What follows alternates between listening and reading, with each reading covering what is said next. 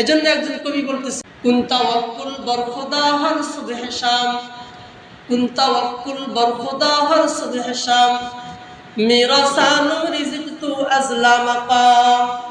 কবি বলতেছে, কেউ যদি আল্লাহ পাকের উপর ভরসা করতে পারে, আল্লাহ রাব্বুল আলামিন আসমান থেকে তার রিজিকের ব্যবস্থা করে দিবে, সে বুঝতেও পারবে না। আল্লাহ রাব্বুল আলামিন বলেন যে, ওয়া মান ইয়াতাওয়াক্কাল আলাল্লাহি ফাহুয়া হাসবু। আল্লাহর কোন বান্দা যদি আল্লাহর উপর ভরসা করে, আল্লাহ রাব্বুল আলামিন ওই বান্দার জন্য যথেষ্ট হয়ে যায়।